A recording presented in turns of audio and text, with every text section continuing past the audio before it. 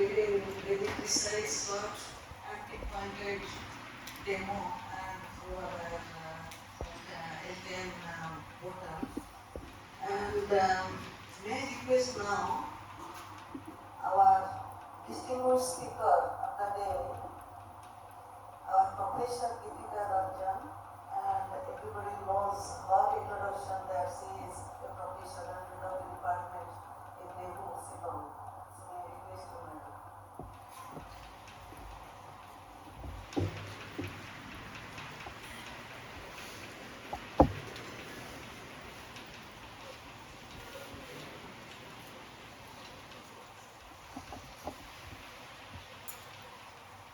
Thank you very much.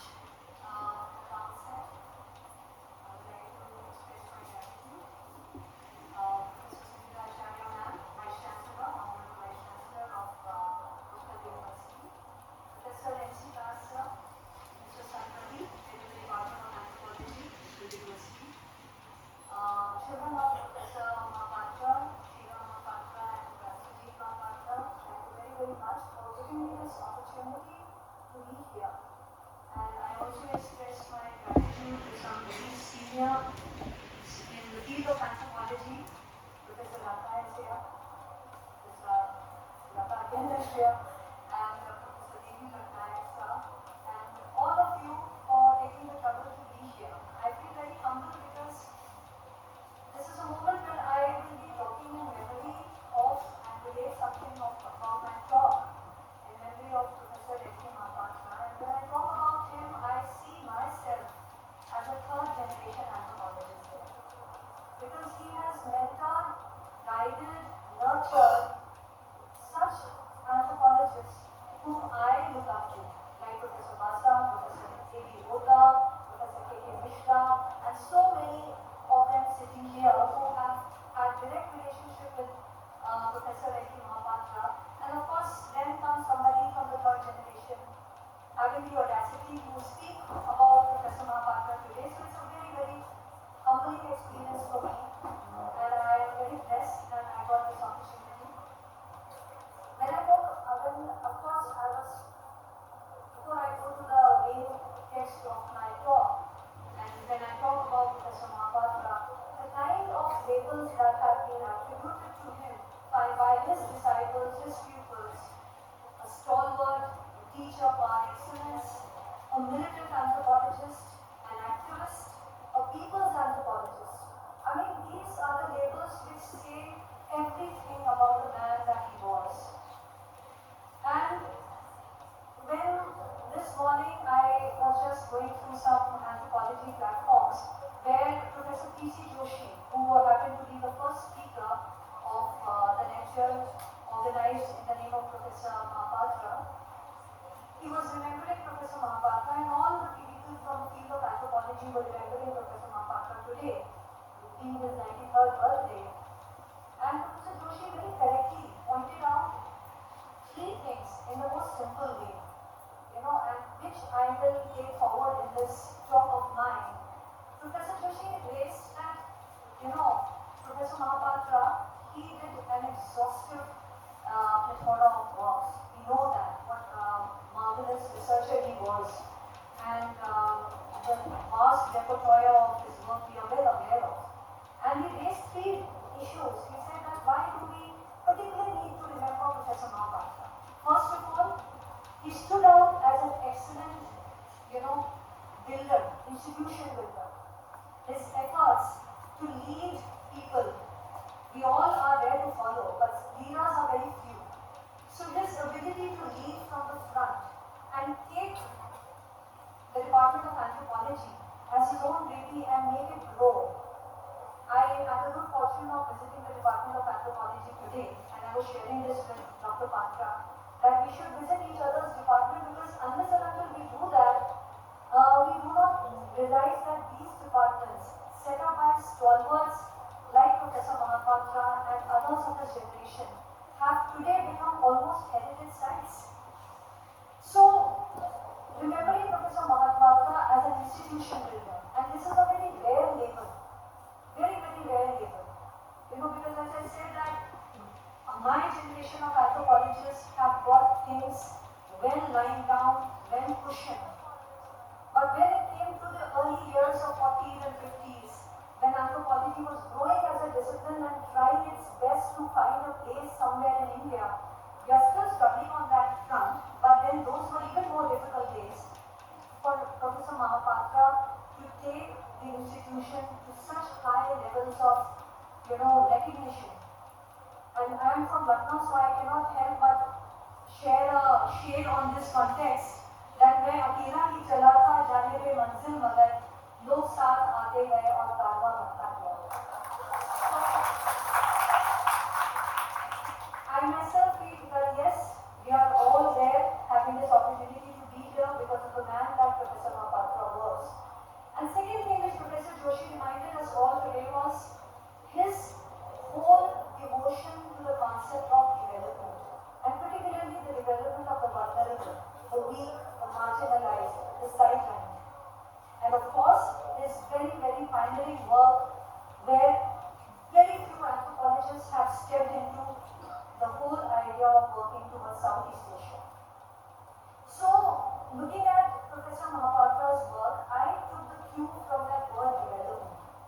And what today I'm going to talk about is the whole idea of development, the historical norms that have gone in the name of policy making with reference to a particular tribe which happens to be my area of research, and I'll come to it in a while.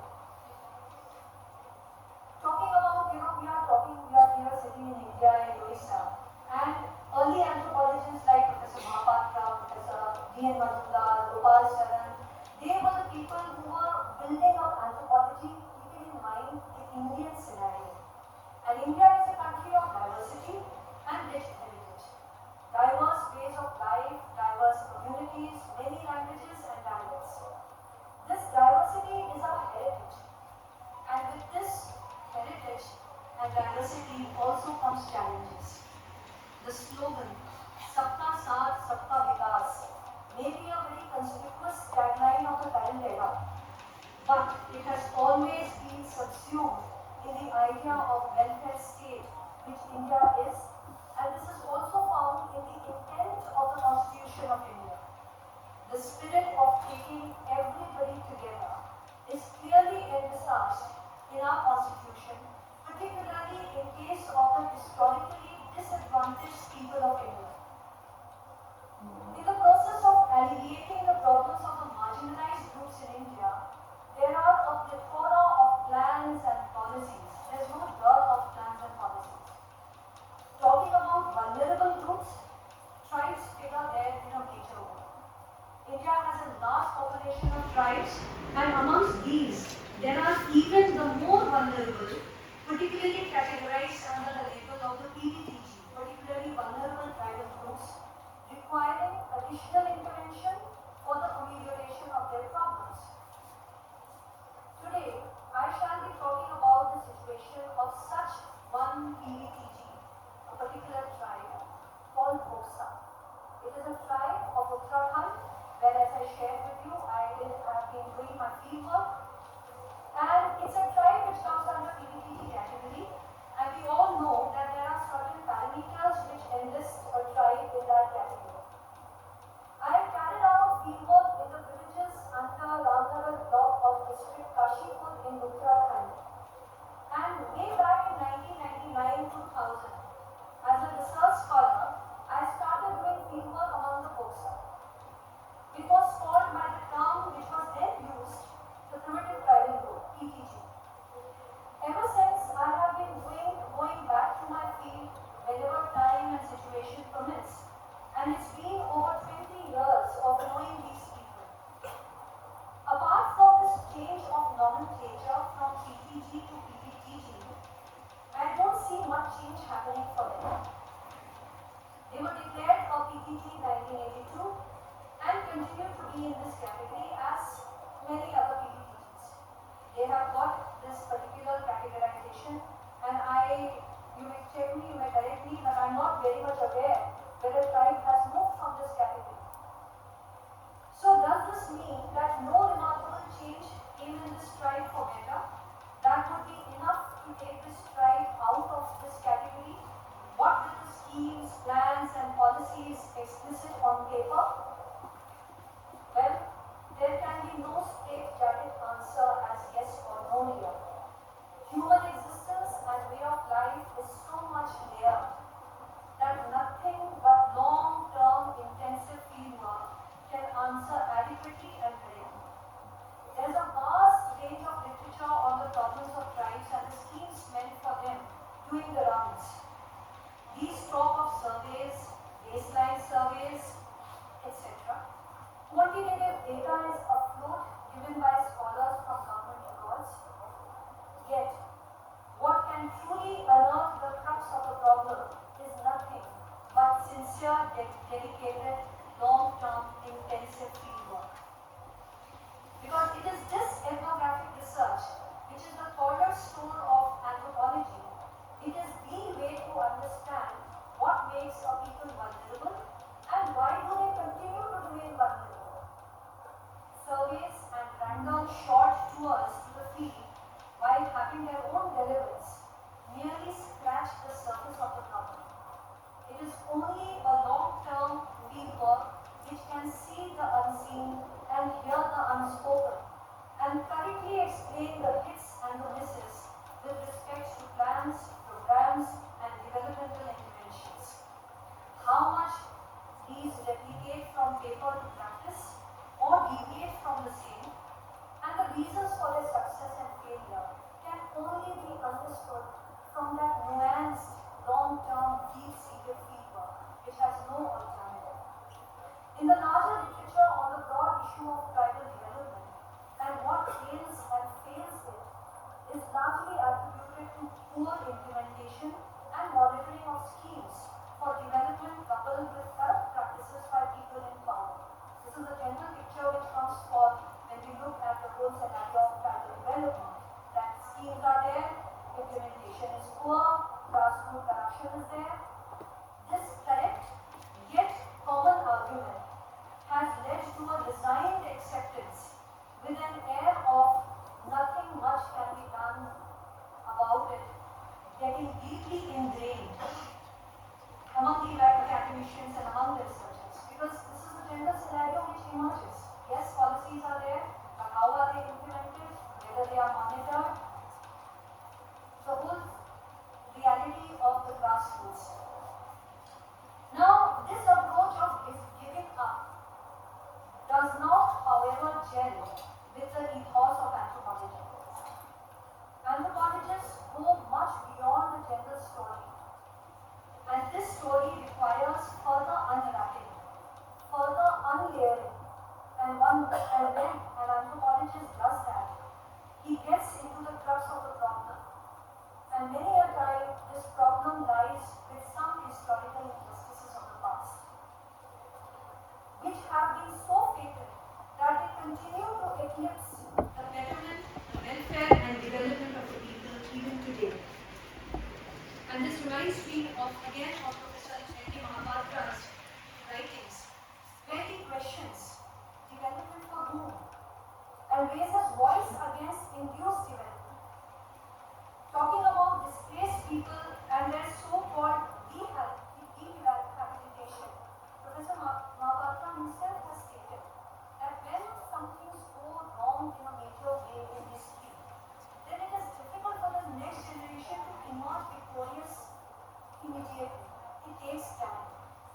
He writes that as the ousties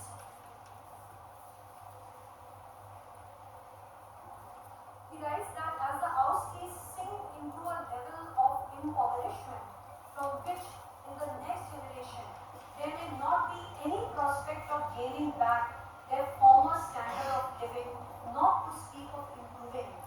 So Professor Mahapatra was so driven a man, so passionate about understanding the crux of the weaker sections, the tribes, that he himself has stated that yes, development is necessary and schemes and measures are all very important.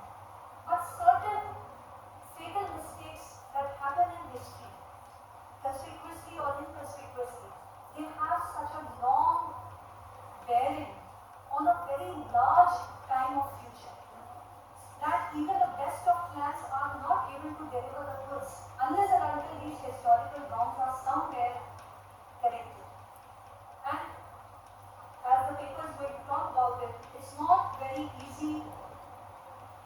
actually correct a certain wrong that has already taken place 100 or 150 years ago. Now, this paper, apart from talking about historical wrongs and historical injustices, argues the reiteration and conscious indispensability of ethnographic research of what Nancy Shepherd Hughes says, barefoot anthropology. I've been emphasizing on fieldwork, on ethnographic research, and she has put it very beautifully, calling it barefoot anthropology. To understand the vital symbolism encapsulated in human life. Anthropological studies, I'm very proud to say, refrain from committing the colossal blunder of generalizing and adopting a one-size-fits-all approach. This is something which anthropologists at least try to do. They don't try to fit in a one-size-fit approach for all the problems, because every community, every tribe is so unique in its own self that the biggest contribution, I think one of the contributions of anthropological fieldwork is not to rub off things under the carpet in the name of generalization. Only when this is done, one can get into the skin of the fact that despite necessary interventions, despite schemes and laws for protection, what continues to ail a people? Now, I will talk about this particular tribe which I was referring to, Bhoksa. The Bhoksa is a Himalayan tribal group that inhabits the Tarai areas of Dehradun, Nainital, Bijnor, Pauri Garhwal districts of Uttarakhand. This tribe comes under the category, as I shared, of PVTG, particularly vulnerable tribal group. The Bhoksas have been known to live in Tarai area since ancient times, claiming ancestral connection with a king of Rajasthan who fled to Tarai after suffering defeat by the Mughals. Their first entrance to Tarai was attempted during colonial times, even though Tarai was then known to be uninhabitable, harsh, malaria-infested area, full of dense forests and wild tigers. And this area was known as the Andaman of Uttar Pradesh. During the British rule, efforts were made to colonize this area. The British wanted to colonize this area to get agricultural benefits. But such efforts failed as malaria and vagaries of climate and soil could not be coped with. It was only the Bhoksa and their neighbors, the Tharu tribe, who made Tarai their home and continue to stay there. A very well-known bureaucrat turned academician, Amir Hassan, rightly states that everything possible is done to keep these valuable tenants, that is the Tharus and the Bhoksas, satisfied, for they are the mainstay of cultivation in parts of the Tarai in which no place man could possibly survive. Thus, the Bhoksa had all the land at their disposal. They could occupy, cultivate, and leave the land as and whenever they wished. This was also the reason for their practicing shifting cultivation. They were secluded from the rest of the Indian society on account of these geographical conditions, and they were confined to their own biradari for their social and economic life. The Bhoksa area remained a partially excluded area under the Government of India Act 1925 till independence. However, with the dawn of India's independence, the monopoly of the Bhoksa on their land started decreasing. Due to the scarcity of food caused by the Second World War, the central and provincial governments were compelled to take measures to speed up production of staple food grains. As a result, efforts were initiated in the Tarai area. The loss of Bhoksa autonomy over their main resource, that is land, started in the third decade of the 20th century. Scarcity of food caused by the Second World War compelled the government to embark on a strategic plan to increase the production of staple food grains.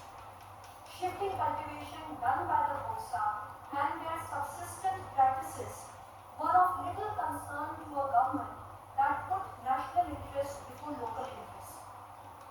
Herein began the seeds of Bhoksa displacement from the Tarai.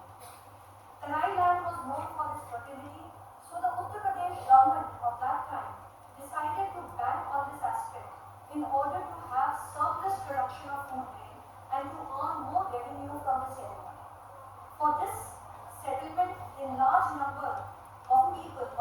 required people who would cultivate the wide expanse lying vacant. With this view, several committees gave their recommendations. According to the Government of India Act of 1985, committee under Dr. P.N. Kaju, Minister of Justice, committee under P.N. Marsh, who was senior member of the Board of Revenue, another committee constituted under the chairmanship of Shri Govind Vallabh. All these important committees, they came together and gave recommendations which were destiny changers. Various recommendations given by these committees, the Uttar Pradesh government decided to develop this area and attract outsiders to settle here. In the beginning of 1947, the UP government requested the Punjab government to send large number of peasants, landless cultivators and refugees who were willing to settle in Tarai. This offer encouraged the sturdy and hard-working cultivators of Punjab, the Rai Sikhs, to enter Tarai and settle here.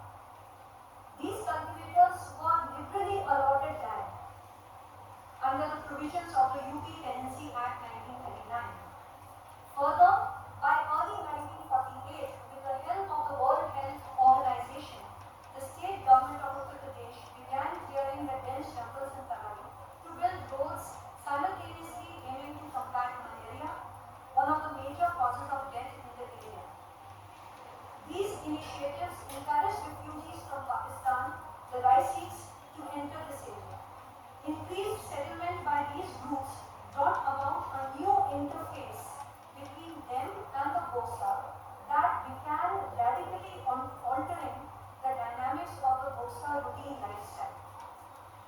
Renowned for their militancy, the Rai Sikhs went beyond what was allocated to them by using force to occupy more Bhoksa land.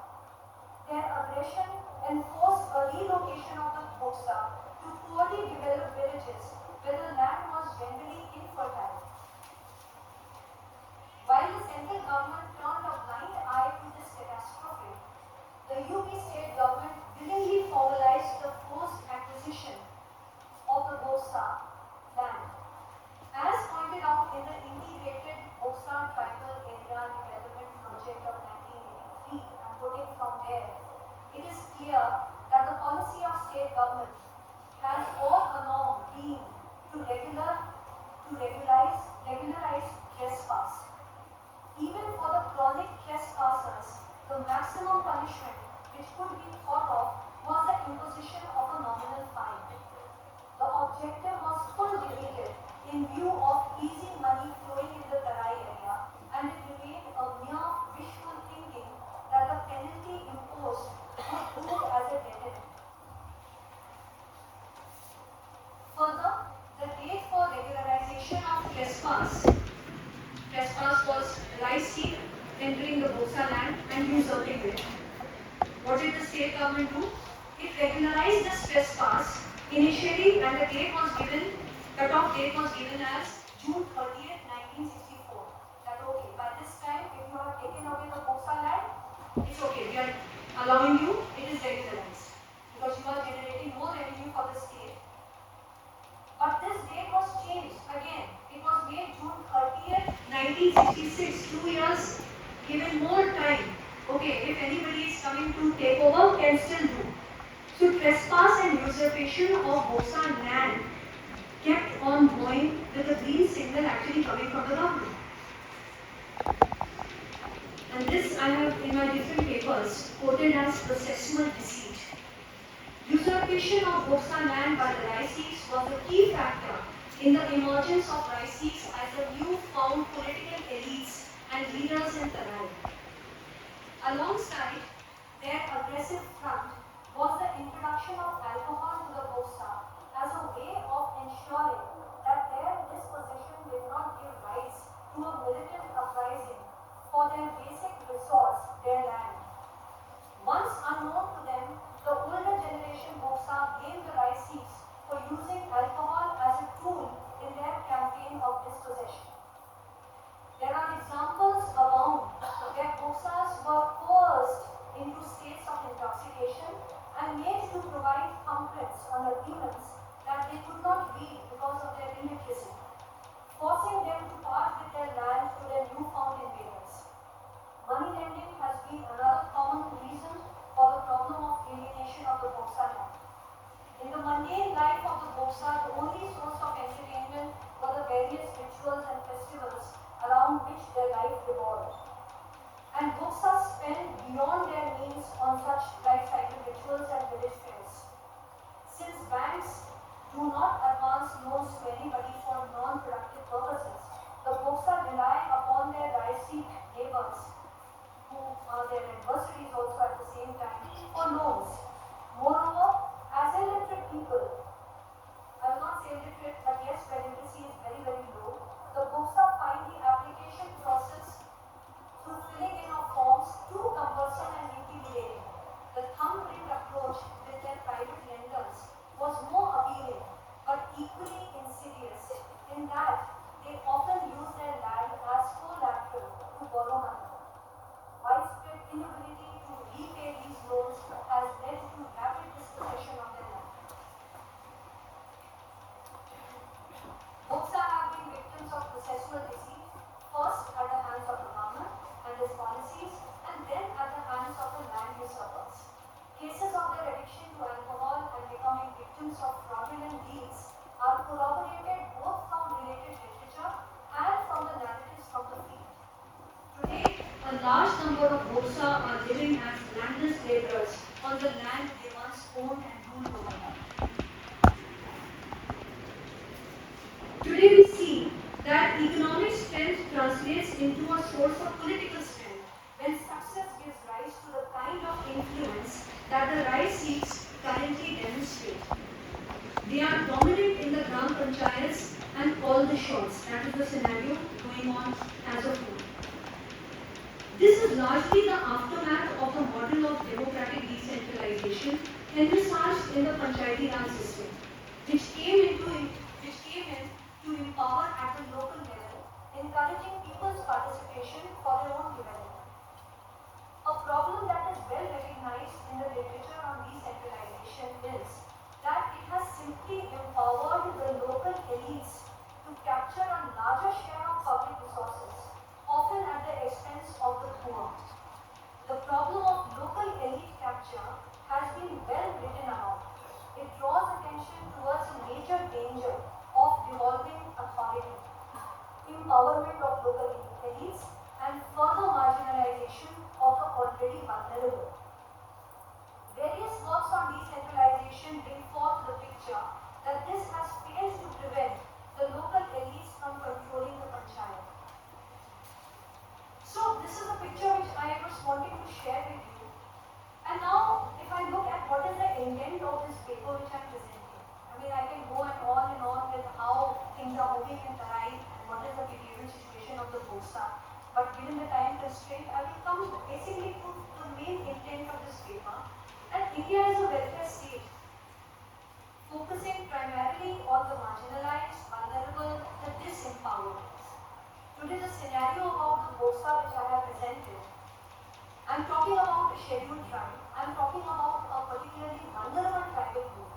And it appears that they are the focus of well-intentioned policy making and implementation. At least theoretically it appears from all the talk about different schemes and plans which the government keeps on making for the amelioration of the weaker sections. But when you come down to the ground level and go from village to village on your foot and see the unseen, the reality that comes forth is they are not the privileged lot. This is not really the case. Discussion on plans and schemes is not my prime focus today. That is another chapter that will require another platform for long deliberation. My reiteration is that for schemes to be in fruition, more than political will, it is moral will which is required. I will come to this in a while. Yet, since I am talking about schemes, to put some facts before you, Bhoksa is a scheduled tribe. Moreover, it is a PVTG.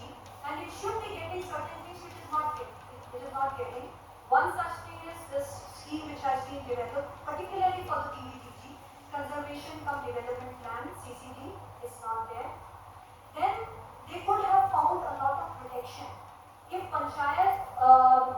if PESA Act, Panchayat Extension to Scheduled Areas Act, had covered the tribes of Uttarakhand, but this act does not cover the tribes of Uttarakhand. If this was there, then again they could have got protection, much more protection for their land, for their rights, for their property. But PESA again is not there for them. The Bhoksa, when I was doing my research, I realized they have been given the APL card, that above poverty line card. Whereas being the PVTG, they are entitled to the below the poverty line card. They are living below poverty line. It's understood, it's as clear and obvious. And when you cross-check the people from the block and the district, then this bureaucratic game of blame shifting is put before you, that there are less resources, less food grains.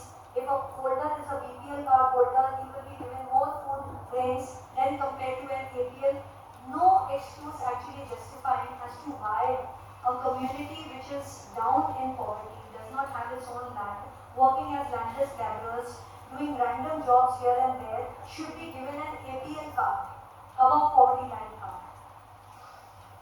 Talking about, so these are the schemes, but my point is, we are talking about the hands that should be doing hand holding. What are they doing? Talking about political leadership. As leadership and development go hand in hand, the Panchayati Raj gives opportunity to the affluent and elites, the non-Bhoksa, primarily here the rice seat, to enjoy a reservation in the Gram Panchayat because they have been declared the OBC. So when Panchayati Raj says that in the Gram Panchayat there are seats reserved for the SC and the STs and the OBCs, this is where the whole thing is coming. You know, I may sound very naive when I say this, that the goal of the constitution is to help, is to protect the weak and vulnerable. And with this comes the provision of reservation of seats for them in the Gram Panchayat. And these are not exactly meant for those who are the ruling elites, the already powerful. The political clout, the strong nexus of the non-Bhoksa, has been instrumental in making Tarai a mini Punjab. This is a term which has been used in larger literature of what is happening. I would like to emphasize here, now this is a very vital point because it should not look like a one-sided story. I would like to emphasize here that the paper does not in any way intend to disregard the entrepreneurial and hard-working disposition of the Raisis and Punjabis in this area. They have undoubtedly been instrumental in making Tarai a lucrative field of economy. But a word about them is equally important right now. Who are they? The Raisis are basically farmers and traders, hailing primarily from the Montgomery district of Punjab during the colonial times.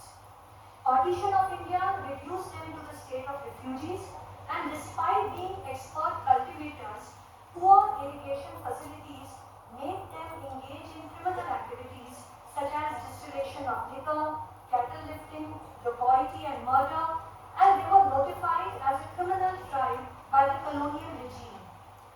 They were de-notified in 1952 after India's independence, when the Criminal Tribes Act was replaced by the Habitual Offenders Act. Raisi of Punjab come under the SC category in Punjab, and elsewhere they are the OBCs. They are economically well-off and politically influential people.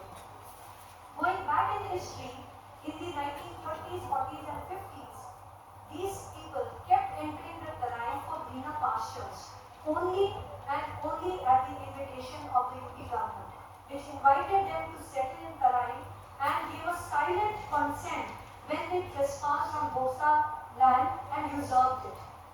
This was truly an era of struggle for existence and survival of the fittest. The Raisi also cannot be blamed at that point of time. Partition has taken place, there is gross unsettlement, refugees from both the sides of the border are panic-stricken for livelihood, and here there is a government giving a green flag to come and take over, and in that state of panic, for survival, if a community enters and trespasses and usurps another community land, then who should have been the controlling factor? who just turned its eye on me. Thus, this was truly, as I said, that's why I brought in these two anthropological famous concepts of struggle for existence and survival of the fittest. An unspoken consensus to whoever is fit will survive. That was the idea. You have more strength, you take the land is fertile, use it for cultivation, give revenue to the government, we want money. Then what happens to the so-called unfit, the Bhoksa? Nobody bothered. When we look at the scenario today, certain things become very clear. I go back to Professor Mahapatra's pertinent question, development for whom? Who should be prioritized? The weak, the vulnerable, the marginalized, or the already affluent and empowered? This is not difficult to answer. It's very obvious. The next question, why this is not happening? Well, making money takes over building people. Entrepreneurship, large-scale production, surplus revenue generation, these are the larger coveted goals that decide the rules of the game. And if in this mission, a small tribe, an unknown tribe, as scholar Niranjan refers to Bhoksa, it gets wiped away, it gets further vulnerable, it gets marginalized even further, so be it. This is in a way acceptable to the authority and people in power. Another point which I would like to make is that this is not just about policy and its implementation. The problem is much more deep-seated. It is about mindset. It is about attitude. How tribes have been perceived by the non-tribes, again, is a historical issue. This is also well reflected in what happened in the 1930s, 40s and 50s. The provincial government of UP did not care about the Bhoksa living in Tarai and encouraged the outsiders to trespass on Bhoksa land and usurp it. Over the years, there has been a growing consciousness about seeing the tribes as equal humans. Things have changed over the years. That sense of ruthlessness is somewhat less, and the growing sense of sensitivity is also among people as to how to perceive the tribe. I come and I have been living for the last 13 years in Northeast India, which is the hub of tribal inhabitation.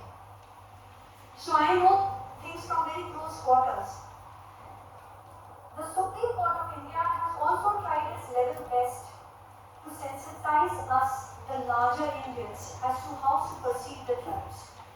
In 2011, in its judgment in addressing historical wrongs done to the nation's tribal people, the Supreme Court verdict says it is time now to undo the historical justice. And it further mentions the way in which many non-tribes treat the tribes. Such noble desires have been expressed very often, even after independence till now. Yes, whether it is the court or it is the government, that rhetoric of having a more sense of sensitivity about understanding the tribes is very much in the air. But this still needs to be understood, accepted and acted upon at the grassroots level. What is happening at the grassroots level? I myself have seen a condescending attitude towards the Bhoksa, whether it is by the local police or it is by the non-Bhoksa elites of the area, who kind in a way justify that the Bhoksa will take another century to come up to be able to do something about their own life. So we are here as their benefactors. So we are coming back to that same era where somewhere the British had justified the colonial rule over India of bearing the white man's burden kind of a theory. But there's still a lot of promise when we talk about the courts intervening, the government time and again, the policymaker, the activists drawing attention towards being more sensitive towards the tribes, and particularly the court, the Supreme Court of India, through its different verdicts, has time and again reminded us that how the non-tribes should be treating the tribes and where should the protective measures should come. And still there is a lot of, let's say, skepticism that all this seems very rhetorical, very bookish, very theoretical. But on my front, I would say that at least there is a repeated reiteration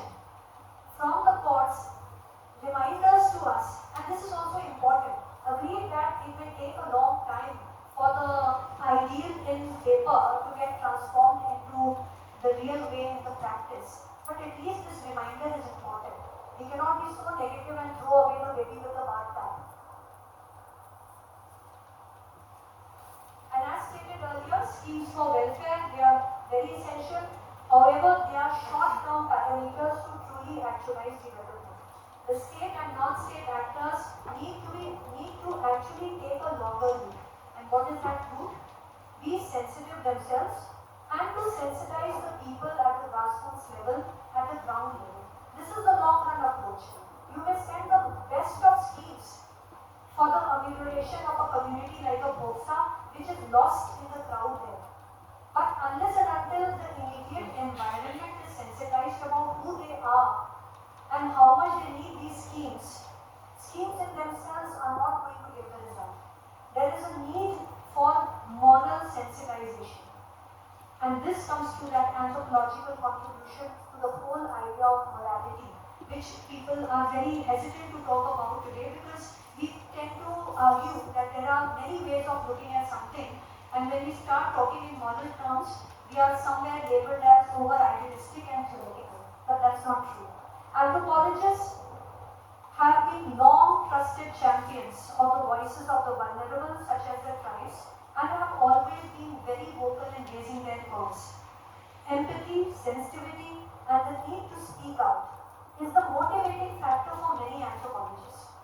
We can take the case of Professor Mahapatra here, a driven, passionate man. When I look at his photographs standing in a tense expression in a tribal area, that look itself says the whole idea of giving to the people what they need is most.